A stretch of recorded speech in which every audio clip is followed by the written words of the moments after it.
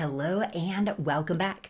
On today's quick IQ episode, I want to share with you 3 simple but powerful things that you could do to begin shifting the karma in your life and also increase healing.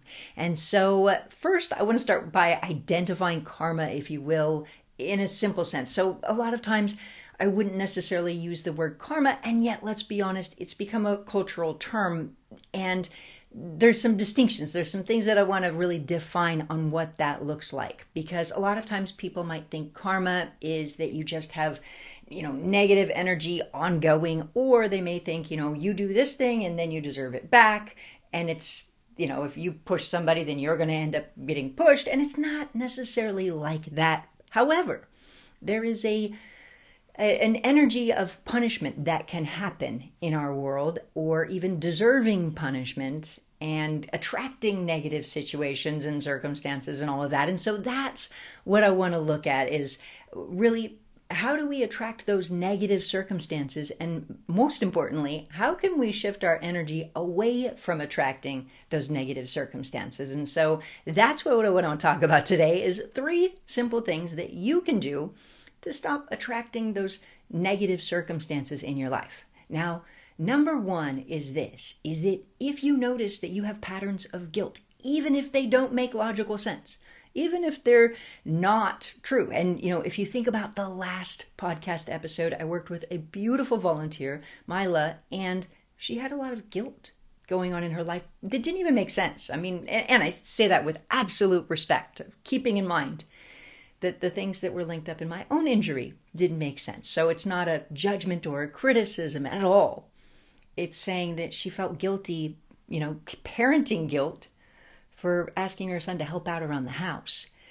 And, and feeling those feelings of guilt for that, that can attract punishing type of patterns where things aren't working out, things aren't manifesting the way you want them to. And of course, she's not the only person. If we think about it, a lot of people can get guilt miswired.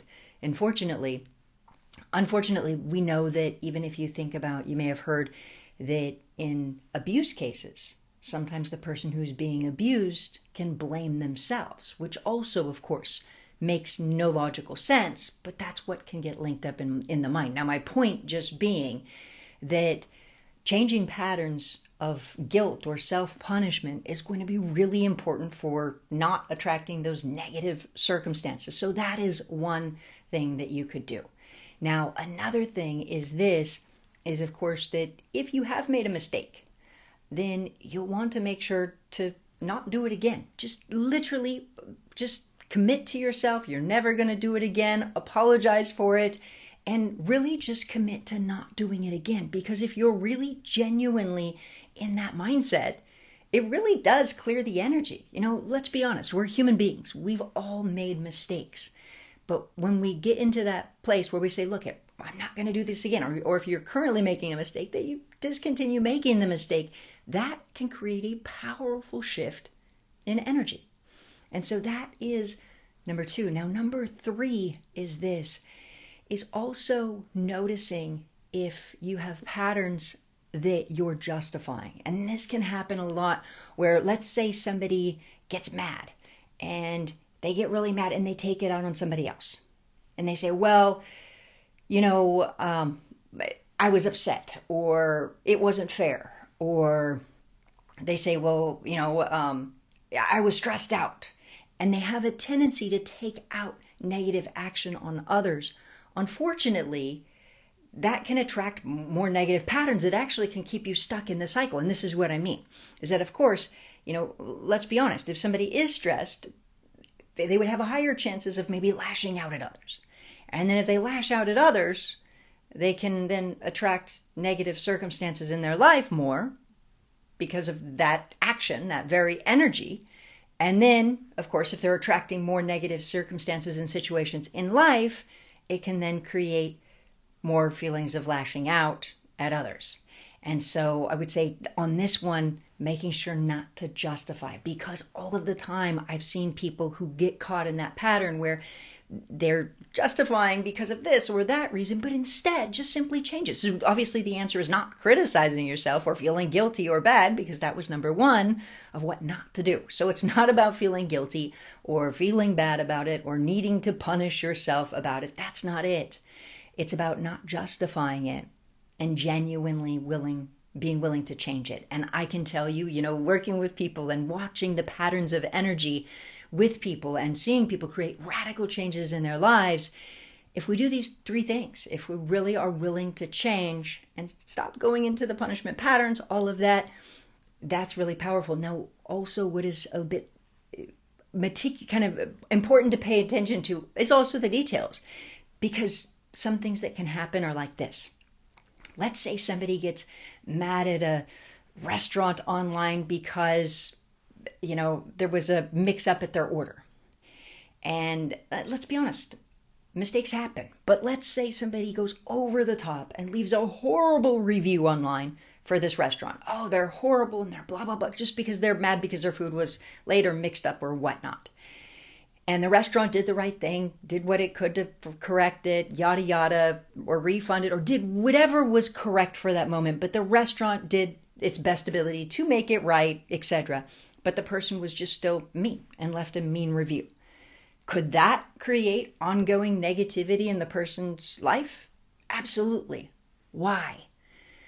Because even though the restaurant may have made a mistake, they did their best ability to make it right. However, is it fair for somebody to give that business, that restaurant, an ongoing negative review?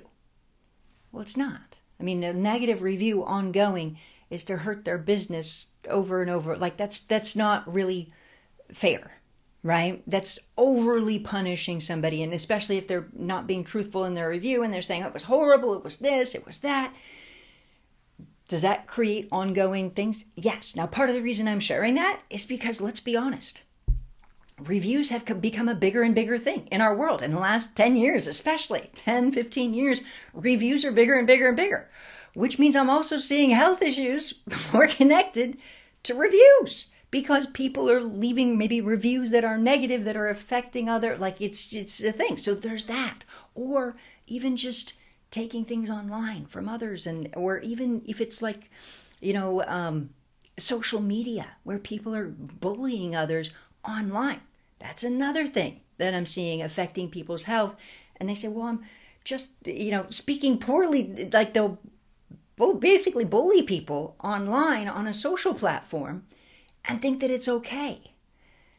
And of course, unfortunately, that negative energy can show up in their health, in their life, in their finances, in their relationships, and all kinds of things. And so when we take action also to be mean to somebody else or punish somebody else or something like that, that too can attract more of those negative circumstances and situations. And I think a lot of times people, especially because social media has gotten so big, and people will then feel free to say whatever they want. And I think that, there's been a lot of things in our news or culture or whatnot where people feel like it's justified to be able to say something negative to somebody, about somebody, even if it's not true.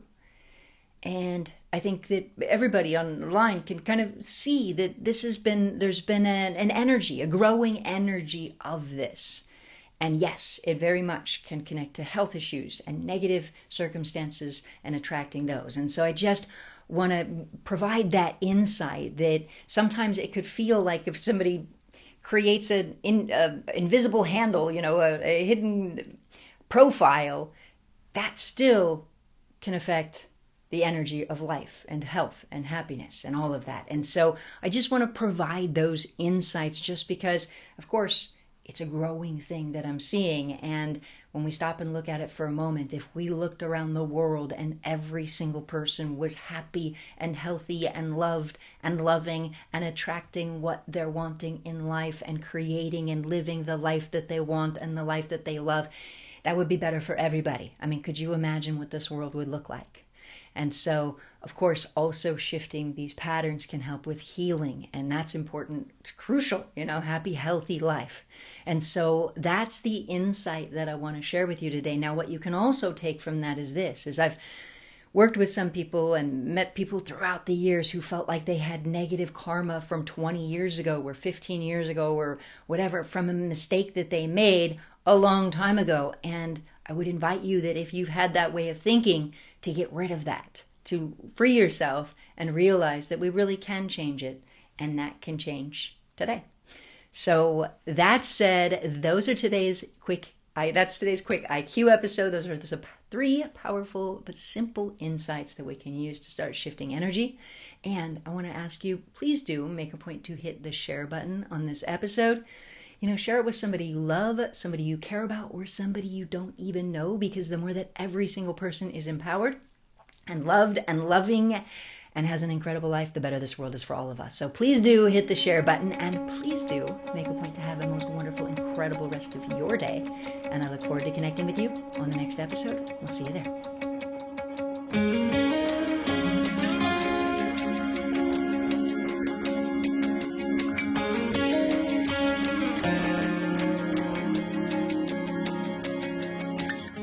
Thank you for listening to Heal Yourself, Change Your Life. All of the time, people reach out and say how much these episodes have given them hope or touched their heart or helped them stay positive in hard times or even woken them up to a completely new level of awareness of how amazing we all really are. If today's episode touched your heart or expanded your mind in any way, please do me a favor and be sure to share it with those you care about or those you know who really need it. As more and more people become empowered, it really will change our world for the better.